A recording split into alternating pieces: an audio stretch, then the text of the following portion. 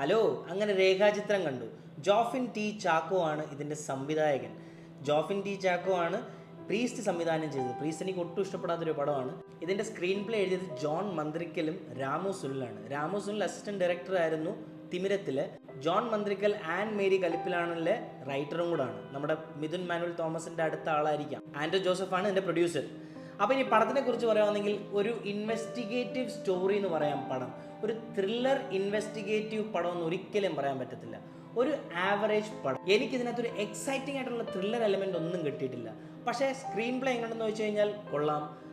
Lag ഉണ്ടോയെന്ന് വെച്ച് കഴിഞ്ഞാൽ ലാഗ് ഇല്ല. പക്ഷേ നമുക്ക് ആ ഒരു ഗുമ്മ് കിട്ടില്ല. ഒരു ത്രില്ലർ ഇൻവെസ്റ്റിഗേഷൻ പടം കാണുന്നൊരു ഗും എനിക്ക് കിട്ടിയിട്ടില്ല ഈ പടം കണ്ടപ്പോഴത്തേക്ക്. അപ്പോൾ പടം കൊള്ളത്തില്ലെന്ന് വെച്ച് കഴിഞ്ഞാൽ എല്ലാവർക്കും വൺ ടൈം പോയി കാണാൻ പറ്റുന്നൊരു പടമാണ്. ഈ പടത്തിൻ്റെ ഏറ്റവും വലിയ വീഴ്ച ഇതിൻ്റെ മ്യൂസിക്കാണ്. മുജീബ് മജീദാണ് ഇതിൻ്റെ മ്യൂസിക്. പടത്തിൻ്റെ ഫുൾ റിവ്യൂ എൻ്റെ യൂട്യൂബ് ചാനലുണ്ട്, നിങ്ങൾ പോയി കാണുക. ഫോളോ